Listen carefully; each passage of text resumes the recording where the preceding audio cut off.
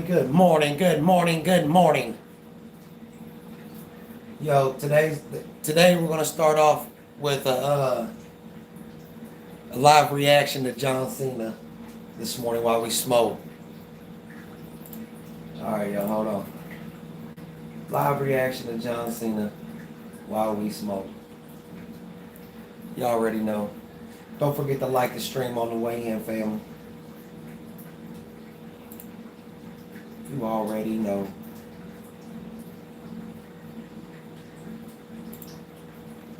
Live reaction to John Cena on Club Shay. Let's see what John got to talk about today. Oh, Johnny boy.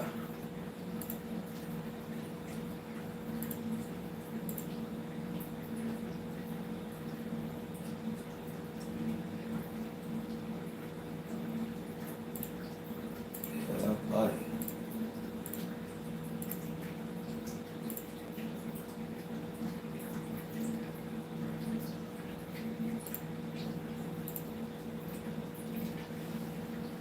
Reaction to John Cena.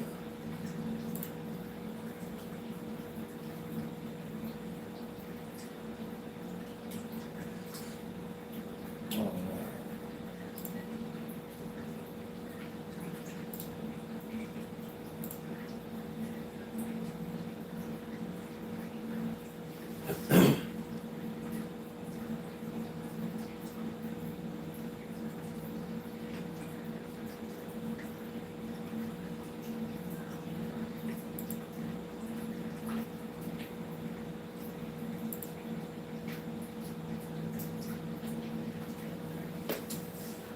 all right, let's get this show started.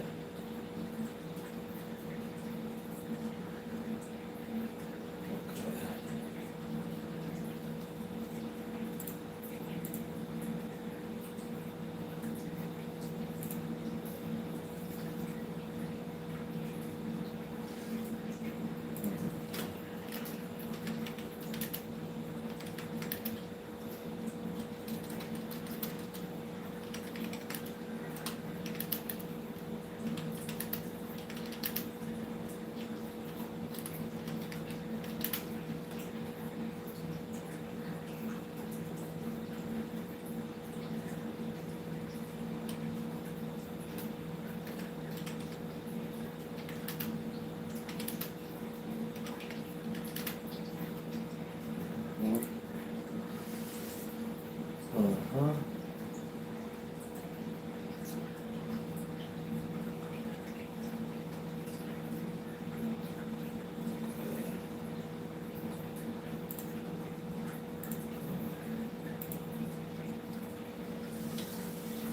Okay, I know.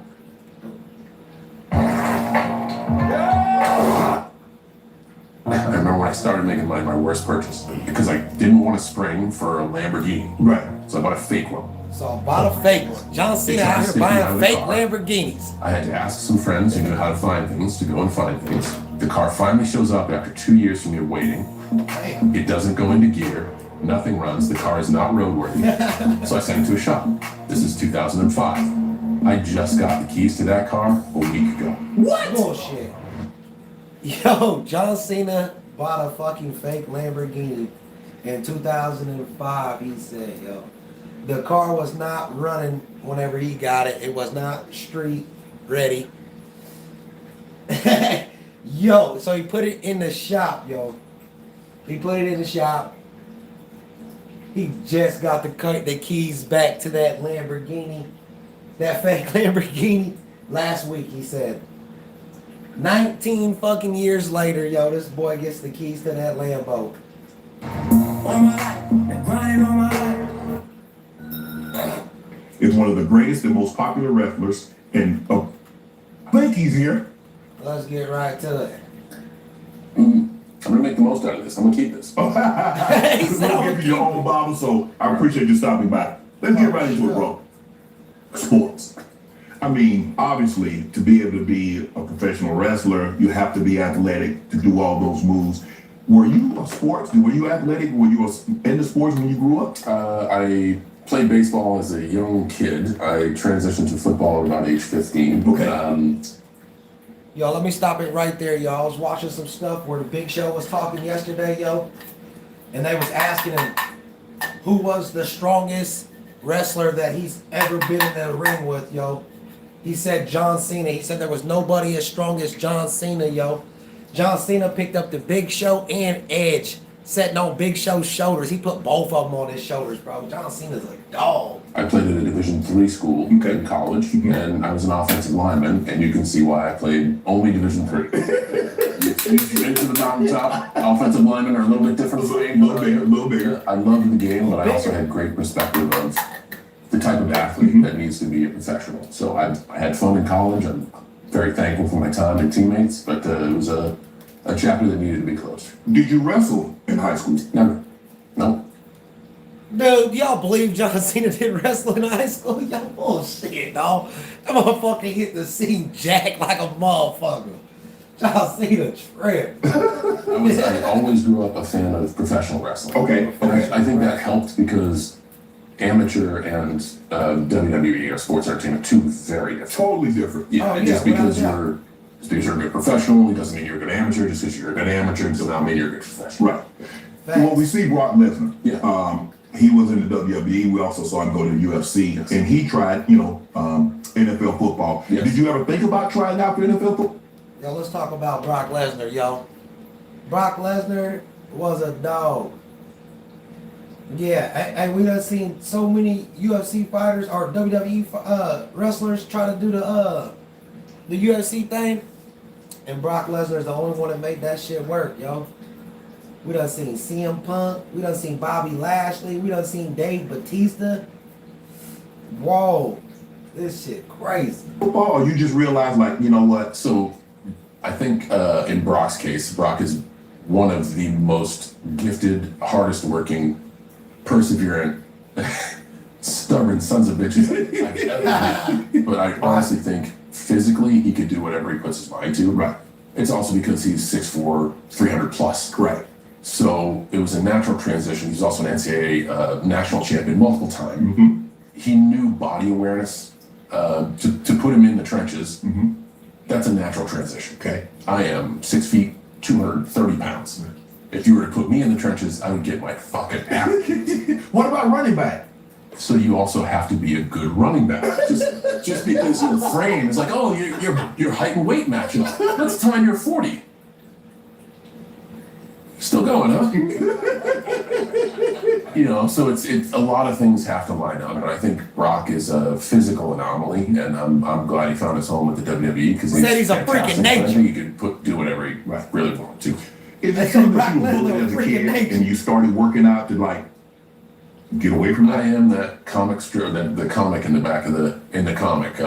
Yes, so Skinny, scrawny kid. yeah, who eventually found physical fitness as a way of getting people not to bother you. It wasn't get big so I could fight these people. It was get big so I could give them. Come on, man. Who gets that big, yo, to try to scare people on appearance, yo, off a look? Bro, you don't get that big to be a fucking teddy bear, cuz. You get that big to walk around and mean mug motherfuckers. You get that big to look intimidating. You don't get that big so you can go and fucking, bro. Vibe of like, oh, I don't want to mess with that guy. It's kind of my own alarm system, and it worked. But it also introduced me to sport. I found. Then you get them one little crazy motherfuckers that's trying to beat John Cena's ass, bro. Don't give a fuck how big John is. You heard me? Physical training at around age 12. Okay. And then saw the gains at about age 15, right when coaches were like, hey kid, you want to try football? Right. Sure, okay. And none of my peers, it wasn't like it is today. Strength training in like the 90s, it was almost like, hey, don't lift weights. You don't want to mess up your baseball swing or your basketball shot. Like it was almost a taboo. But I found a home in football, and I found team sports to be very gratifying. Being a member of a team, finally, I grew up with five brothers, so it was kind of like I had that family vibe around me. I was able to make.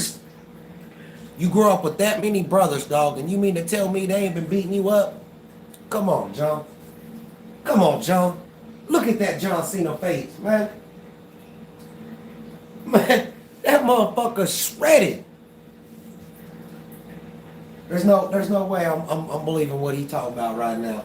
You mean to tell me you got brothers and they didn't beat you up, cuz? Social connections, and you know what it's like to be on a winning team. It feels great. You also know what it's like to be on a losing team. You know, you carry the burden with each other. He got all big, so he looks scary. I was very grateful that something that started out as a way to defend myself, it's been such a gateway to so many opportunities in life. Prior to you working out, I read you were like a scrawny kid. You weighed like 155 pounds and you started working out and go to 215. So, but prior to you working out, did anyone ask you to participate in sports? Did you want to participate in sports before you started working out? I grew up in a small town where your first chance to play football started at 15. You didn't have any youth football. Oh, okay. There wasn't much popularity of soccer or real football, as the Europeans will call it.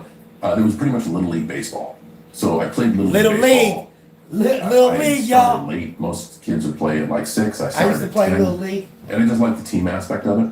So I wasn't good at all, but I was enthusiastic. Okay. And football was something that my skill matched my enthusiasm. Okay. So, did you think about playing baseball? Did you play baseball in high school, or did you just get okay? I did, and I remember vividly the day I stopped playing baseball. I worked out before practice, and I was, to the coach's credit, I was 2 minutes late to practice. But it was because I had a last period class, got a workout in, and then ran my ass to practice. And the coach, I remember. Buddy was already late for the motherfucking team, y'all. Buddy gonna sneak a workout in real quick before he get to the to where he's supposed to be at, y'all. I remember I was a sophomore, and the coach said, that's why he's so damn big now. then you're gonna have to choose between playing baseball or working out. And I gave him my hat and my uniform. I said, it's been fun. So you chose working out. That's what I'm talking about right there. You have to have a motherfucking mindset to run that shit. You hear John Cena? He done gave his uniform up and his motherfucking hat and his helmet. Chose working out. Chose working out. So what did you want to do when you're in high school? You grew up in this small town. You said like, okay, we start playing football at 15. You just giving up baseball because you wanted to work out. So what did you want to do? You know, I just wanted to do things I enjoyed, and I think the North Star of my life is like not having a plan. Okay. What do you enjoy doing in your time off? Nothing. No. I don't get much time. I enjoy working out, yo.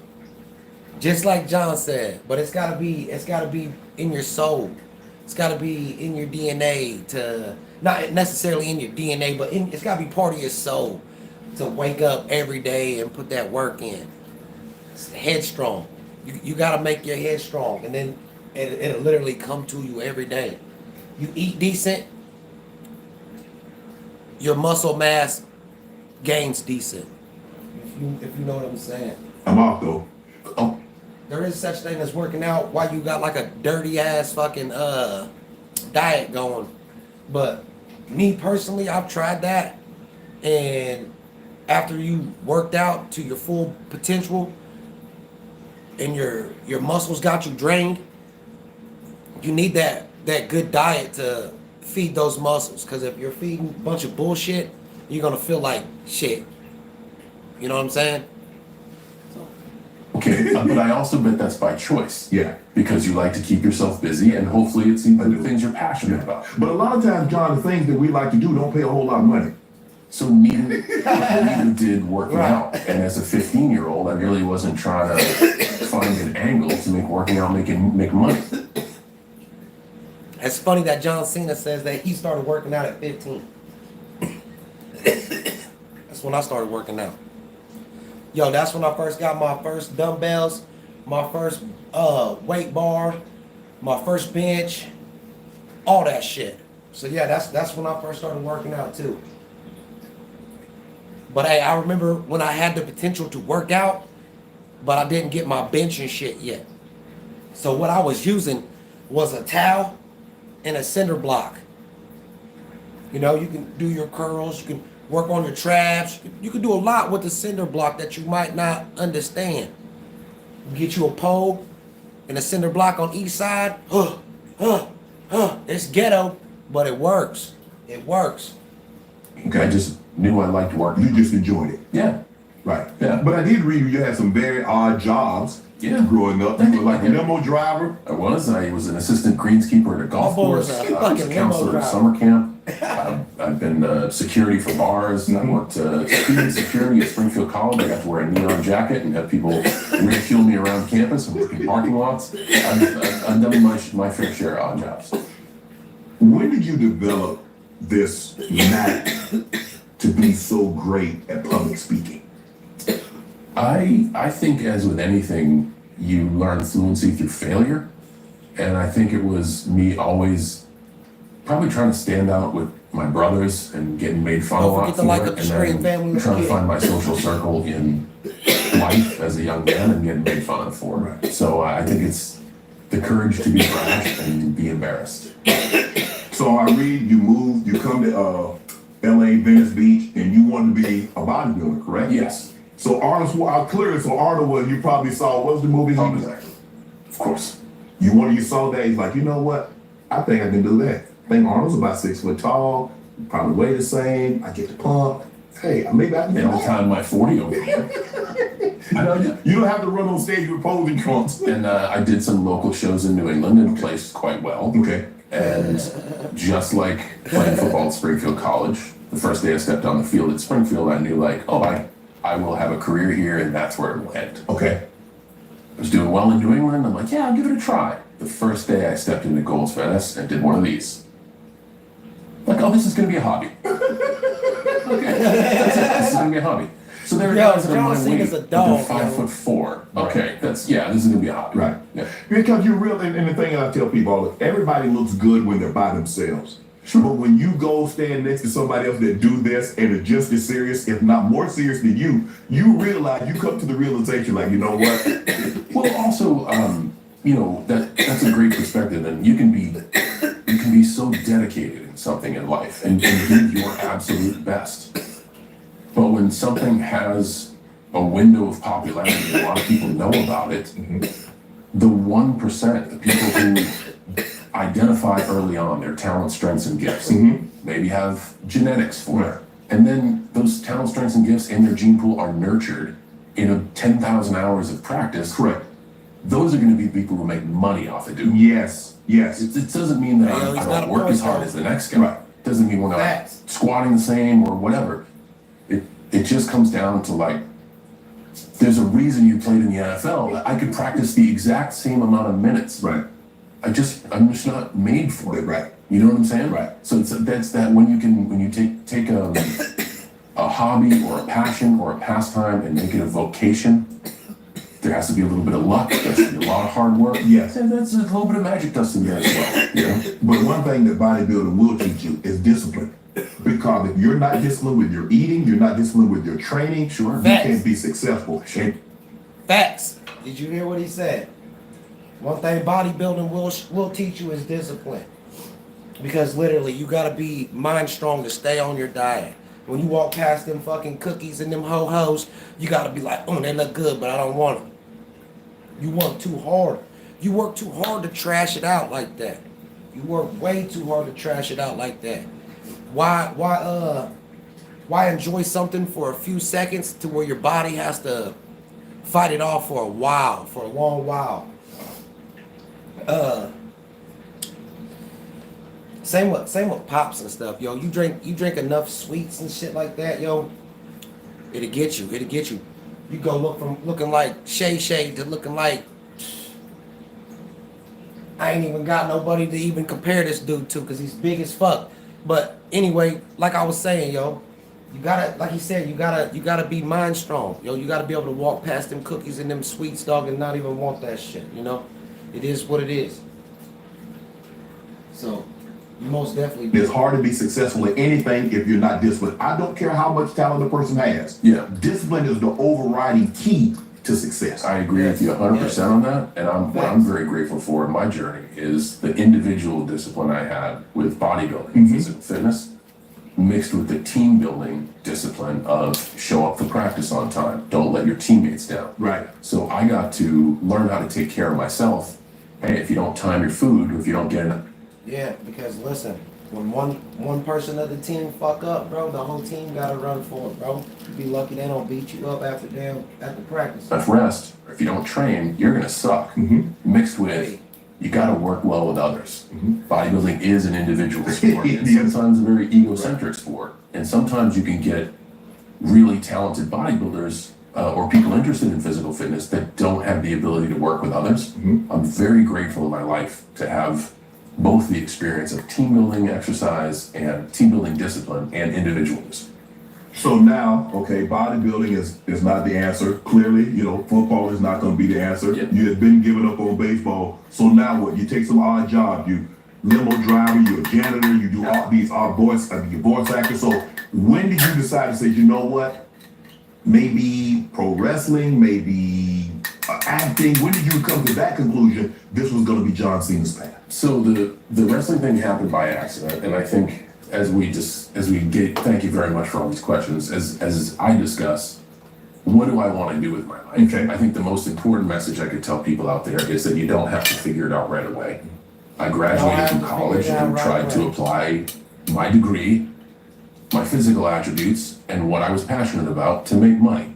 So when all this stuff started to fail, I began to be like, okay, I'm disciplined. I can show up to work on time. Don't mind wearing a uniform. Don't mind being part of a team. I'll take the California Highway Patrol exam. I'll be a cop. Failed that son of a bitch. So that's it.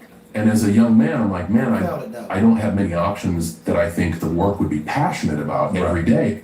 Maybe the military. I say that in the utmost respect. I was a boring person. I love to push my body beyond its capabilities. Yes. I love when the team wins. I want to be in a pool of people that I'm not the smartest person in the room. So that's where the movie Marine came from. You feel me? Love a uniform, get to travel the world, don't ever have to worry about pay. Like, there's so many pluses to the military. And those were, as a young man, those were people I grew up idolizing. Right. So I was like, man, I'll go join the Marines. And the weekend I was going to go from Los Angeles to San Diego to go join, my buddy was like, hey man, we're training to be wrestlers down in Orange County. You want to try it out before you go? I was like, wow, you can do wrestling? Like, I didn't know there was a school. Right. I didn't know about it. It was very secret. And when we went down to see it, that's when I was like, oh, Yo, this is going to Maximilian, be what my up, new cuz? hobby. Good I morning, would good work morning. those odd jobs so I could do bodybuilding shows. I would work those odd jobs so I could run speed camps to play football. Now I had a reason to work my odd jobs to do this hobby on the weekends. It's like many people have a job and they can't wait for weekends on the boat. My brother is the one I always use. Loves to work his job so he can spend weekends on the boat. The job is a way to do the thing that he loves. Right. So it wasn't necessarily, I didn't do it to be like, this is how I'm gonna make money. It was like, yo, I love this. I'm gonna make money doing the shitty work so I could have fun dressing up as a superhero on the weekends. Right. The same thing happened to me. I almost joined the military also. And then my brother came and talked me out of it. I was going to join the Air Force. And then I was going to take the exam. He came home from college, said, look, go to Savannah State. And if you don't like it, say, I went to school for a year. You didn't like it, wasn't for me. Go to, hey, I went to Savannah State for a year and we know how that turned out for me. Yeah. But I think something, like you said, when something is for you, when God has a plan for you, you might take a lot of different paths, but eventually you're going to get on the right track and it's going to find you. And I agree with that. And I also want to say that sometimes you have to be brave enough to recognize when life puts an opportunity in front of you. Even though I had a plan and was like, yo, this is the safest way forward, an opportunity was put in front of me. Yeah, I'm going to try that. Yes. So I think a lot of people sometimes aren't aware of when life will crack that door open just one bit, and I think if you can be aware of that and just give your wholehearted best to the situation, you don't know what can happen. Been hungry for some college football? Well, Fuck college football. The fucking worst. So this was pre-navigation, not even the stick on the windshield Magellan units. Right. Pre-navigation. The meat is 90s, so yes, cell phones, but mostly car phones, and the fees for a call were like $25 a call. You're absolutely I right. have a Randall McNally map in my shotgun seat, along with tuna, rice, and chicken, and I'm in a town car, not a limo, That car smells awful. Oh my God. Oh, man. And I'm the byproduct of eating all that. So combine everything. Yeah. The story tells itself. I'm from West Newbury, which is not Boston. It is a small town way outside of Boston. In my childhood life, I've only been on one highway, Route 95. So in my mind, all roads lead to Route 95. Right. I would pick people up for their flights like 3 hours late. What? Because I didn't know where the fuck I was going. And now as a traveler, if I booked a car and I'm always, if I gotta go at 10, I'm gonna book it to be there at 7. Right. Because I wanna make sure it's there early. But man, I feel for those travelers. I got called every name in the book. I could barely get to the airport. I didn't know how to get people home. And the last thing you want to do for a long trip, I'm finally gonna key my front door. And then you get in a car with the driver from hell where the car stinks. It probably stinks like farts and tuna. Come on, He doesn't know man. where he's going. It's this huge hulking guy in a town guard. I think we're going the right way. I was I the think we're worst. I didn't going the last too right long. way, he said. I read that you're also homeless. So what was your lowest moment before you finally? Town guard. Right. Hey, yo, you see how every one of their stories go from rags to riches, yo? From rags to riches. Hey, yo, give me 1 second. I'll be right back. I gotta go grab me a water bottle, too, real quick.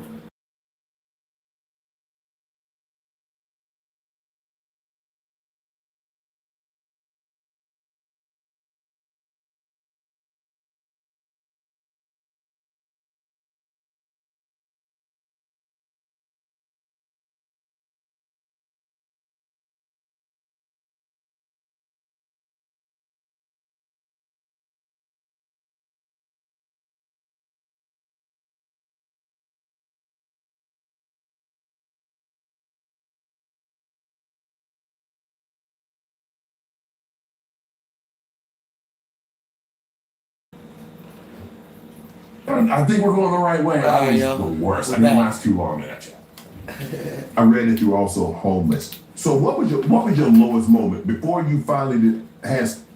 I'm glad we went back. I think we're going the right way. Yo, every celebrity's fucking story is they used to be homeless, from rags to riches. Where's that one that came straight from bread? You know? Why's every story gotta be the same way? Because they want you to believe that you could be that way too. Bullshit. Wait, I was the worst. I didn't last too long in that chat. I read that you're also homeless. So what was your lowest moment before you finally had? Hey, we all can't be rich. We won't have no workers. We gotta have the workers. You know what I'm saying? Think about it. Think about it. From rags to riches, every fucking story sounds like Had that. some success. What was your fucking lowest crazy. moment, John? So, I also want to put some context. Okay, go ahead. I was homeless by choice. Okay. A lot of people are struggling with the inability to. John Cena said he was homeless by choice. Let's hear what the fuck this choice was about. choose. Mm-hmm. My dad is fantastic and always been great to all of his sons, and he's always been like, hey, you always got a roof over your head, you can always come home. But he also told me as I left for California from the mean street of West Newbury, you'll never make it. You'll be back in 2 weeks. Oh, So I don't know if he's a genius or he's just an asshole. Right. But it worked. I Right. didn't want to come home. he put pressure on you. So when all of my plans failed and all my resources were dwindling, again, I had a choice. Do I stay? And if I stay, this is going to be the roof over my head for a while. But I loved it. Like, I parked my car in the parking lot of Gold's Gym, slept in the back, worked at the gym, so the gym was open at 4. I'd go shower, use the locker room, clock into work. On my break, I'd work out. The protein bar places where I worked, so I get a discount on all my supplements. Every once in a while, a 5-figure discount. Thank you, nutrition clothes stores. John Cena was stealing, he said. This motherfucker said he got the 5-finger discount. Was well fed. I got to work out. The protein bar places where I worked, so I get a discount on all my supplements. Every once in a while, a 5-figure discount. Every once in a while, 5-finger discount, he said. Thank you, nutrition clothes stores. Out of John I was Cena's well mouth. fed.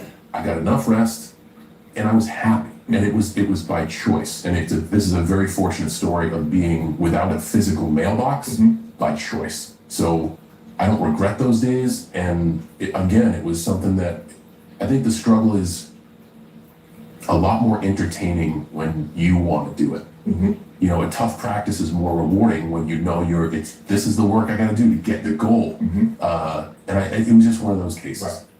You had, so with that situation, you had very limited overhead. He said, I did. And I was the company was operating at a loss, and we were paying some heavy interest to the credit card holders at that point. Yeah. So when did your break come?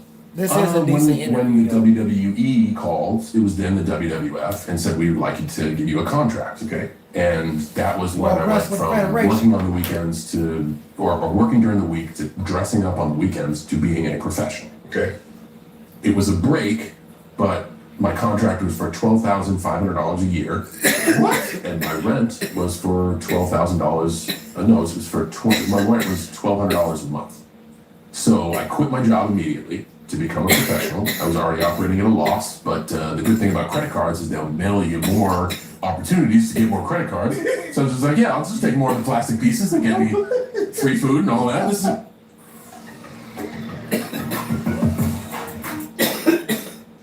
It'd be great. So I bet on myself. Okay. And I knew that I couldn't juggle things. If I was going to do this, I was going to do it fully focused and wholeheartedly. And if I lost, I would fall. It would be by my own choices.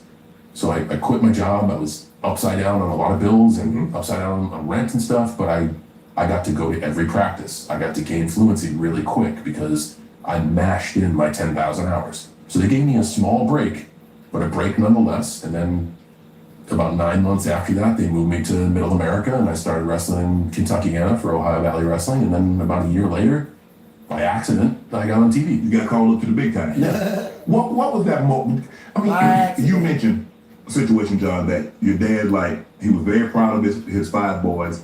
You guys had done a lot. I'm sure he was proud of you. But he said that when you decided that you were going to move to California, he's like, you're not going to make it. When you had made it, did you call him and say, Dad, I made it? You know what? No. I'm really working hard, and thank you very much for asking. I'm really working hard on building a great relationship with my dad. He just turned 80, and I love him, and we're starting to dive into those moments. I can't wait to find out the answer to that question because I'm so happy with where we are. Right. I think for so long I wanted him to call me and be like, yo, you made it. But I still don't know if he was withholding his attaboy, so I kept going for some reason to maybe get it at the last moment. I don't know. The point is I've been able to work on self and let go of the need for his approval, which has been awesome because now we can just live as men and as peers and talk about our own life. I cannot wait to hear my dad's answer to that question. But I don't ever believe in making it. I don't ever believe someone has made it. I believe you can close chapters in your life, and I believe that there are instances where it's time to move on. But in my perspective, it's like I try never to use the word deserve. Okay. I prefer earned. Because what the hell do I deserve? I wake up every day. That's fantastic, and I try to earn the right to wake up every day. So I don't know. I think I'm worried that if I ever say to myself, I've made it, I will become complacent in life. And I don't mean not make a paycheck. Right. I mean not be curious about life. Even coming into this place, wow, this place is so great. And I'm curious about the wallpaper and the fire and what this podcast is going to be. I don't ever want to lose that. When you this is great.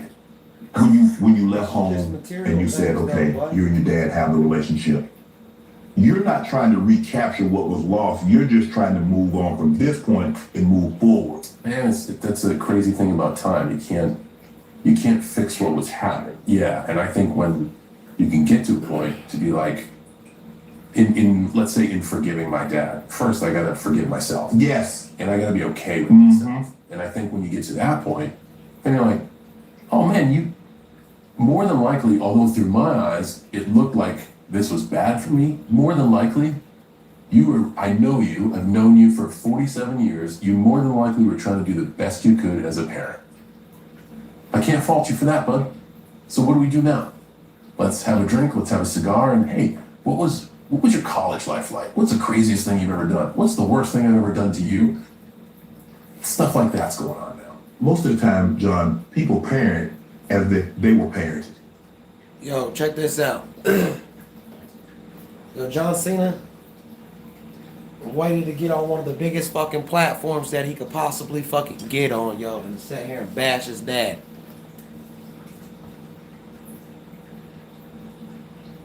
You know? Sat here and bash his dad. All I caught on this whole fucking thing was John Cena's dad told him that he wasn't gonna make it. He would be back in 2 weeks. You had a roof under your head, you'll always be able to come home. He went from that to saying a bunch of bullshit to bashing his dad clearly on a fucking. And so maybe that's how his dad gave him tough. Your grandfather gave your dad tough love. But you said something very interesting. My grandma used to always tell me all the time. She said, "Son, there can never be freedom without forgiveness." I'm a strong advocate of that, and that's the first time I've heard it. I think once you get to the ability where you can genuinely forgive, that doesn't mean you need to forget. No, Yo, we ain't heard no struggle yet. You hear me? So what? He went to another state and started over, brand new. If there was a real struggle there, why didn't we hear it yet? You know what I mean? you can forgive.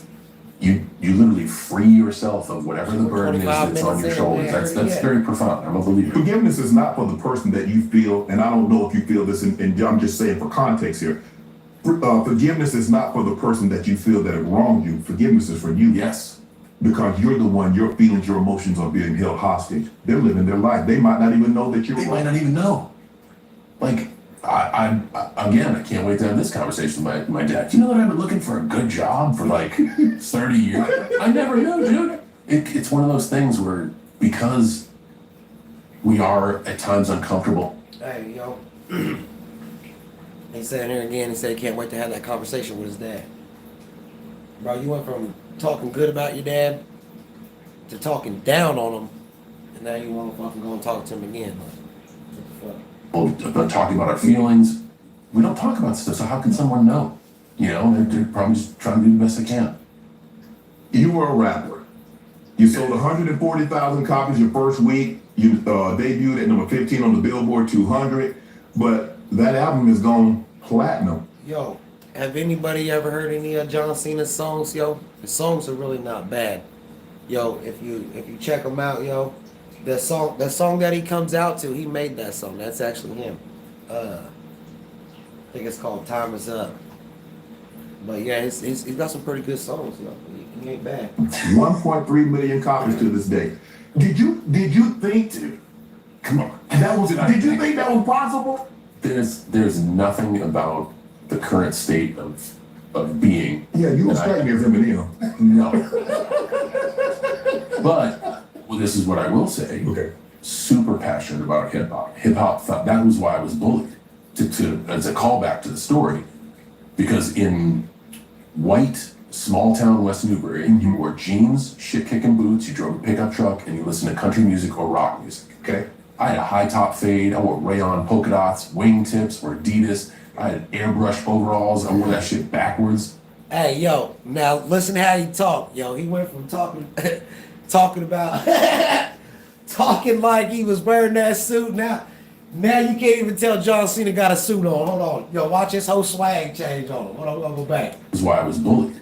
Hold on, we're gonna go back. Here's Eminem. Watch him start swag surfing on the nose. But this is what I will say. Okay. Super passionate about hip hop. Hip hop, that was why I was bullied. As a callback to the story, because in white small town West Newbury, you wore jeans, shit kicking boots, you drove a pickup truck, and you listened to country music or rock music. Okay. I had a high top fade. I wore rayon polka dots, wingtips, or Adidas. I had airbrush overalls. I wore that shit backwards. Rap music found me, and it was rap then. It wasn't hip hop. Yo, that was the John Cena that they first came out with the big chain and shit. Right. Keep in mind, I was one of 5 boys, and I didn't like I had a lot of angst with how the household was being run. I was a rebel. Right. That music found me at the right time. So even though a song like "Fuck the Police" might have been an anthem for the state of the social well-being in South Central Los Angeles, to a 13-year-old kid, the police were my parents, and it was me being like, oh, fuck that. And it grabbed a hold, like it really spoke to me. Just the way the music was. And in the rebelliousness, I also caught all other rap music. Like I would listen to Kwame, and I would listen to Rakim and Nas and the Beastie Boys, and my first CDs with Beastie Boys and the Fat Boys, and like D, and the list goes on and on. Like it was a part of me. And when I got to showcase that on television, it resonated with the audience. So again, this was life putting an opportunity in my lap. I'm like, hey, great. I'm connecting with the audience. I can keep my job that I love. And maybe I can make better music than the stock rap music that they're making for me in Connecticut. Right. Because at the time, WWE was a rock and roll company. They didn't have any depth of field for hip hop. And I listened to my own music being like, I can do better than this. It wasn't, how do I measure up against Eminem? I think if it was the case, I never would have made an album. But it was like, yo, I can do better than this. Called up a friend who knew a friend who had a studio. We got some beats and we made an album. Wow. And that was it. That was it. And it never once was it like, how is this going to measure up? It was simply the current product that I have, I can do better than that. Right. So as far as that, I measure up better than that. You did better than that. So let's just see where it goes. So when it comes to, so now you're an athlete, you're a rapper. Hey, yo, speaking of rappers that are wrestlers, yo, I like Turtles. Yo, what's up with it, Fluff? How you doing today, yo, cuz? Good morning. Speaking of wrestlers that rap, yo, there was a wrestler named R-Truth, yo. He rapped, yo. But does anybody remember when Tech 9 and The Rock, Dwayne The Rock Johnson, did that song a couple years back? Yo, go check that motherfucker out, yo. Go check that. Give me your top 3 athlete rappers. You get Shaq, Time, which is Deion Sanders, Roy Jones Jr., Dame Lillard, Master P, Kobe. You only get 3. Master P, Kobe, and Shaq. Okay. Yeah. Shaq's got skills, man. I did carpool karaoke with him. Oh, yeah. He can flow. He can still flow. Oh, yeah. He can flow. Yeah. He can still He's flow. got a doctorate. He's smart. So give me your Mount Rushmore, your favorite, your greatest, who you think the greatest 4 rappers are in the history. So for me, Eminem. Jay-Z, Eminem, Nas, and Rakim. Wow. And man, Nas and who? Rappers are in the history. so for me, Jay-Z, Eminem, Nas, and Rakim. Wow. And Where's DMX at, bro? What's wrong with Rakim's voice, and I like I'm everyone has their bias. Yeah. I know that list is obviously incite riots. We all have our bias. We all have our favorites. That's what makes music special. Yes. That's what makes creativity. Yeah. I was brought up in like the East Coast boom bap. I love wordplay. I love poetry. It's what I based my character on. So I think all that's super clever. Yeah. And that's my list. John Cena can't sit here and talk about music, dude, with his hair combed backwards like that. I just can't take him serious, cuz. So when John is driving around his car, who are you listening to today? I have come a long way. I'm no longer a bodybuilder. I just want to preface that. Okay. Sometimes chapters can close. I'm going to retire this year from wrestling. That chapter's going to close. Yes. I listen to nothing. Really? I'm a huge car guy, so when I get to drive, it's kind of my chance to meditate. Okay. I always try to drive something manual with a stick shift, and I always just listen to the car, man. Really? Yeah, and that could be like, I had one rare day off, and you had mentioned that there's a rare. Mhm. I think we work in the same dimension. Yes.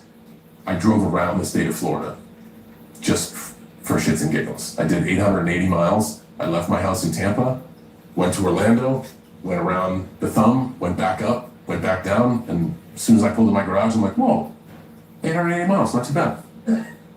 So you just got in the car one day and it's like, you know what? Hey, I'm gonna do this. Yeah. I haven't driven in a while. I haven't taken a trip in a while. I want to be, and not once did I turn on the radio. I left at 4:30 in the morning. I pulled in my garage at 10:30 at night. Stopped for like 3 or 4. I love little coffee shops. Right. Stopped for like 3 or 4. Man, I don't know what the fuck got into John Cena, but who the fuck gonna just jump in there and fucking ride like that, bro? Ride like that. I don't give a fuck, bro. Driving is cool, Bro, it's not that fucking cool. I don't give a fuck how busy your life is, bro. Ain't nobody wanna drive like that. Well, coffee's on the way. Did you talk to anybody? Did you turn the phone up? At the coffee shops, talk to people. In the car, not one phone call, not one text. Phone was in the back seat, power off, and it's like my way to meditate. So what do I listen in the car? Nothing. Boring. Nothing. There was a big rap battle going on this summer. Yes. Kendrick Lamar Yes. and Drake. Yes. Who won? I know nothing about this. You don't know anything? All I know is the head. Who won? Kendrick Lamar. I think Kendrick won. I just never been a fan of Drake. You know? Headlines, I'm the one person, the one breathing human being who did not hear bar one of this beat. I haven't heard any music, any tracks, nothing. So this is all new to me. Who won? Man, Who won and why? Kendrick. I just started out, I was like, man, I love this guy. But Just on pure just play. Kendrick beat the shit out of him. It's always been an essential part of the Shut the fuck up. Hold on, y'all. We got the mute.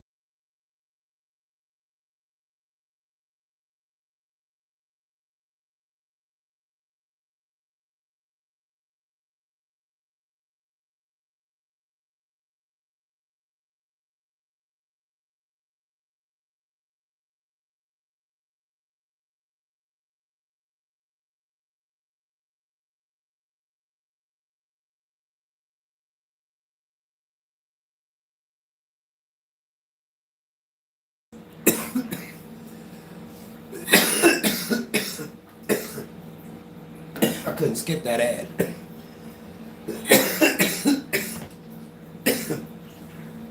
But yeah, hey, Kendrick Lamar, he won that hands down. Easy. It was cake for him. Straight cake. Alright, let's get this turned back up. Let's get back into this shit. They play it all the time. Let's go back. I was like, man, I love this guy. But Just on pure just play Drake. They play it all the time. There's not going to be a game, a football game, a basketball game, or anything that you go to where the home team is winning, where you're not going to hear they're not like us. There you go. Excuse me, Kendrick Lamar. Yes. Yeah, Kendrick dog, Lamar. you ain't fucking sick, Just, bro. I mean, it's the most. Isn't it the most played this in history already? I think it's the biggest song this song. Yo, they literally playing that diss on the fucking radio, dog. Hey, I was cruising down the road. I don't even really listen to the radio either. Because I like to control what I listen to, because they'll brainwash the shit out you. You'll hear the same song fucking 20 times before you make it to Walmart back.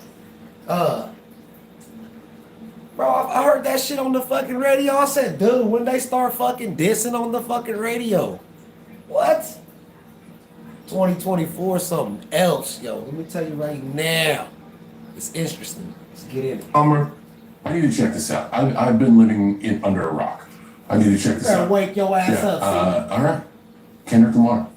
Who of the current rappers going to list? You got Kendrick Lamar, you got Drake. I mean, you got these young, So I kind of, Five Babies, I kind of, Little Big, I kind of drifted away from hip hop right around Drake, and I think I always thought Drake was extremely talented. Again, I love wordplay. I think his stuff is very well thought out. I think it's very poetic. Yo, buddy, I like where he adds music into the songs. Like, I don't have enough depth of field to evaluate anybody current. He was like the last one where it becomes fade to nothingness. Right.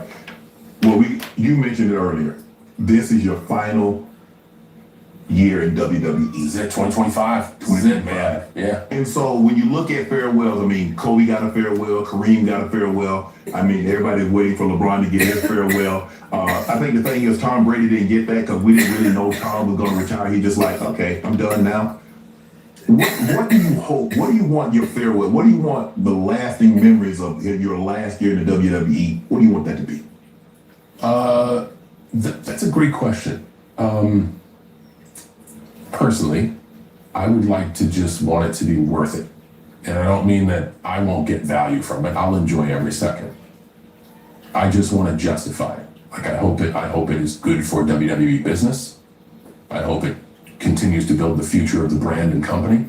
I hope that the events are satisfying for the audiences.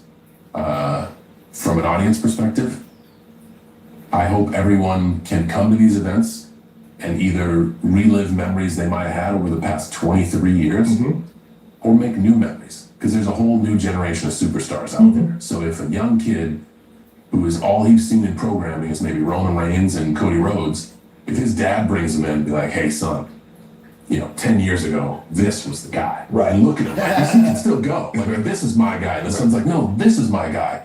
I've heard so many stories from families about like, hey, one time my dad took me to wrestling. We watched you. Now I'm a grown man and I realize that was my way of my dad bonding with me. Thank you for that. So like, if the tour can do that, that's awesome. And I don't see, you have a 0% chance of doing that if you just say, I'm done. Right. I'll tell you right now, John Cena got a rough relationship with his dad, because, I don't know, it's got its ups and downs, it's got its highs and lows. I'm going to tell you right now. We're not pure sport. The benefit of what we do is we're sports entertainment. So I can be like, the body doesn't feel, I have a choice. I could hang around for another 10 years and do like a match a year and maybe progressively get worse with my skill set, or take an honest look at myself and be like, I can do like 30, 40 dates this year, make it a thing, tell everybody this is it, which it is, be able to close the chapter in my life, move on to things that I'm curious and enthusiastic about, and hopefully create some moments and let people take away from it whatever they want. I want it to be worth it. What would it mean for you? You're tied currently with Ric Flair, 16-time world champ. To get number 17, who would you like to fight? The Rock, Randy Orton, Logan Paul, CM Punk, Cody Rhodes, Roman Reigns. Who would you like to fight that match to win the title? So I think that's a thing because of the legacy that Ric Flair has, and certainly I've been fortunate enough to win. You ain't gonna beat down Ric Flair, are you? I personally know He going after the dirtiest player in the game, Good chance cuz. of winning that fight. 16-time world champion. I don't Flair. know if that's going to happen. I think what's interesting about the tour is there are some jackpot long shot scenarios where it can happen. But to win a number one contendership in a story-driven purpose, you have to earn it. Right. I had my chances. I've been a part-timer now since like 2018. That's 6 years. Right. I've had my chances of coming back and being like, I want you in a match. I haven't won a match since 2018. Wow. That's a slump. That's a lot of L's. Step one, I need to bust a slump. Right. So with all of those things into play, I don't want it, like I said, I want it to be worth it to the audience. So if I come back and push the champion and be like, you and me in a match, the audience will immediately see through that as he just bumped his way to the front of the line, and the guy I watch every week who's earned that spot, he just took it away from him. That's stupid. Right. If I win the Royal Rumble, I get an automatic chance. There have been stakes put on the Elimination Chamber. If I win that, I might get an automatic chance at a championship.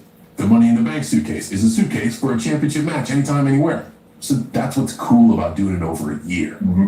There are these lottery chances where it can be like, yo, he may break the record.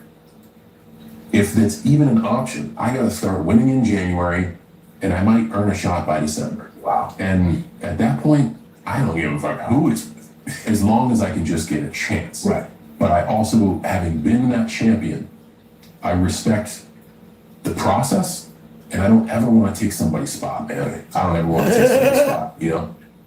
Triple H said, Is that a feed that you're the guy, GOAT. John? I had Ric Flair on here. He said Shawn Michaels is the GOAT. Who's John Cena's GOAT of WWE? Gosh, that's a good question. I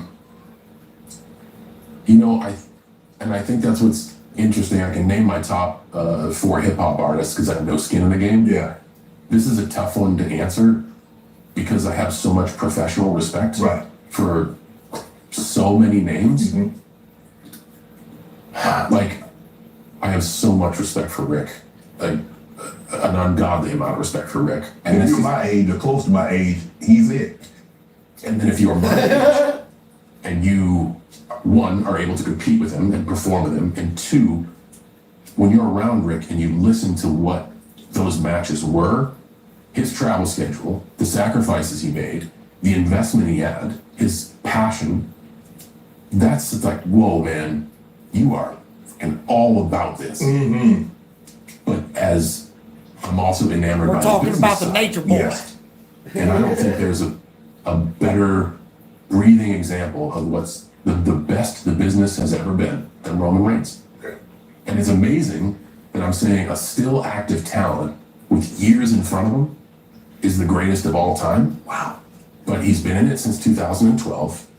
I had to work my way up. I started on the bench and then got onto the Saturday program and then just lost every match. He came in with the Shield in a really high level spot and never wavered. Even when the fans didn't like him, he was still in a main event spot.